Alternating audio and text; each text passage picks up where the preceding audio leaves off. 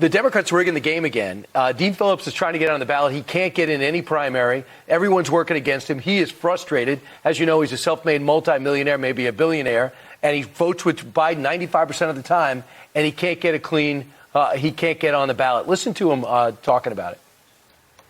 There's a delusion right now amongst my friends in the Democratic Party that somehow President Biden is reelectable. And the truth is he's not. I think President Trump is a lot stronger. The sad thing is it's not a level playing field. And I guarantee you, if it was, if the Democratic Party actually practiced what it preaches, we would be in a very different place now. And I just have to work harder.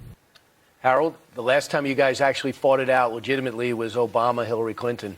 What's going on here? No, the Democrats fought it out. Biden had to fight it out in 16.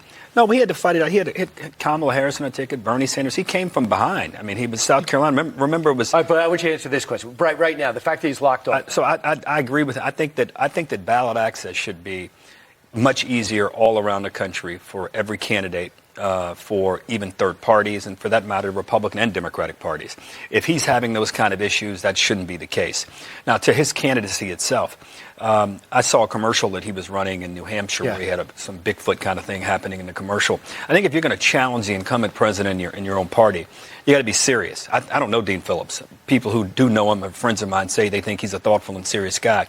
If you gave me airtime on Fox News and I was running for president, I wouldn't be whining. I'd be out saying, here's why I'm running for president. Here's what I'm going to do differently. But let me be clear. They should allow him on the ballot. Of course. And that's right. So he's not going to beat Joe Biden in a Democratic primary. That's not going to happen. So what are Democrats afraid of? You're like, of course you can get on the ballot. Let's make it easier for him to get on. We're going to have this contest. We're going to support democracy. And in the end, Joe Biden will be the nominee. And by the way, Dean Phillips doesn't think he's going to win. Dean Phillips wants to run for the Senate. I'm not going to Iowa. I'm not going to do New Hampshire. I'm going to ignore both of you states. I'm going to start in South Carolina. I can't believe the way they rewrite the rules for their own people. But by the way, New Hampshire's a swing state, and the DNC is going after Democrats in New Hampshire. You need those votes. But in fairness, each party that's in power does this. President Trump did this 4 years. So this happens. I'm saying it's wrong. They just skip Iowa. No, but they make it harder for candidates to go on the ballot. You should make it easier. I think this is a team. I would not be surprised you do some of the state shows. I'm sorry about revealing the Senator Kilmeade campaign. Yeah, that hurts. You never kind of come back. Trump is not too pleased that independents and Democrats could decide to join the New Hampshire primary. Right, and that is a secret, right? So Nikki Haley has to get as many of those Democrats and moderate, more left-leaning Republicans to the ballot box. But even in the polling, and those are being calculated in the polling, Trump's still up by 15 points, so I don't think it's going to get her over the edge. But if she can get within a single-digit margin of Trump, it's a big deal for her.